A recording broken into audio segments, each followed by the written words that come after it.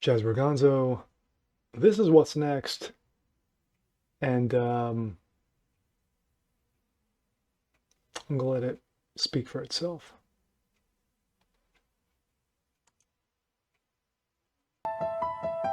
Dr. Levine, do you believe that minors are capable of making such a life-changing decision as changing one's sex?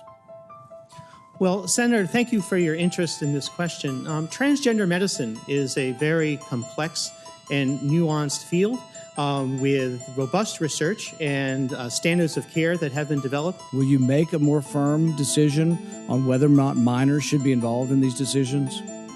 Senator, transgender medicine is a very complex and nuanced field, and if confirmed to the position of Assistant Secretary of Health, I would certainly be pleased to come to your office and talk with you and your staff about the standards of care and the complexity of this field.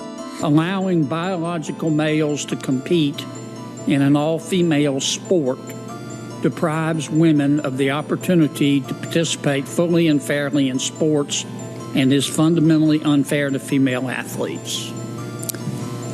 This is a very difficult societal question that you're asking here.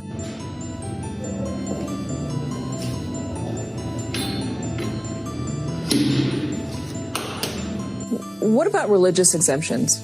The problem is going to be that the Equality Act tries to insert protections for LGBTQ people into the Civil Rights Act of 1964. If you put religious exemptions into that bill, you're opening up a can of worms, right?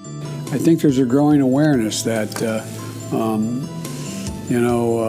injecting bleach into your system doesn't do it for you. I'll give you an example. My parents have already gotten their second dose.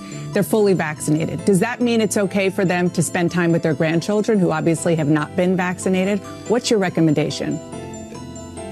I'm not going to make a recommendation now. Why do you think Americans might have to wear masks into 2022?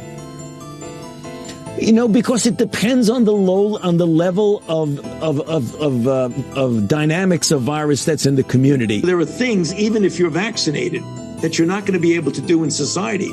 For example, indoor dining, theaters, places where people congregate.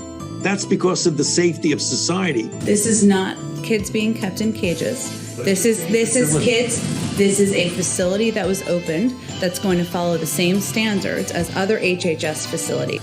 Comparing what happened on January 6th to what happened last summer is completely conflating the issue. What happened last summer is mostly peaceful protesters who were attacked by police officers. What's really problematic about this law is not just the things that Brittany mentioned, but at the core of it, who on earth determines when something moves from a peaceful protest to a riot? Hey, where are the white women at? If you don't believe that there's white privilege, please don't teach. If you don't believe that Black Lives Matter, please don't teach. If you don't believe in systemic racism and how it negatively impacts our students of color and don't want to help dismantle those systems, please don't teach. If you're white, yes, you are racist. Even if you think you're woke, we all benefit from oppression. Pretending you're not racist only makes racism grow.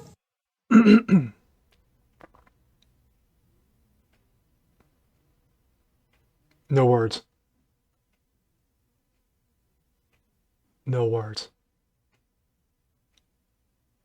Well, yeah, I do have some words. We are living in the land of assholery, the land of ignorance, the land of literal a-holes. This is the land that we're living in. When you got those who do not live in the land of reality, as we saw with Richard, aka Rachel Levine, who got his ass handed to him by Rand Paul. When you have clowns going on media news programs and saying that if the Equality Act, if you introduce religious aspects into the Equality Act and it no longer becomes the Equality Act, you're opening up a can of worms. Yeah, because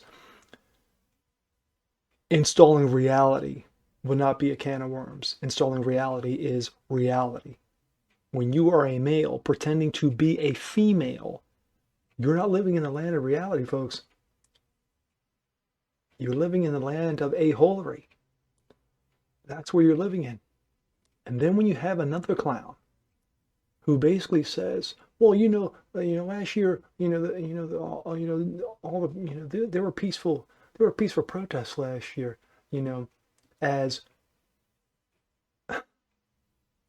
buildings burned, businesses were destroyed, families upended, cops getting shot, stores getting looted. But you know what? That's okay. But what happened on January 6th, that incident, that was tragedy." And then to finish it off with woke renditions in nursery rhyme form. Ugh. Cringe factor amped up to 11. Seriously, I was just going to let this play because pictures speak 1,000 words, but I had to get this in. And with that being said, I'm Jasper Gonzo. This is what's next. And I'm sure I will see you next time. Peace.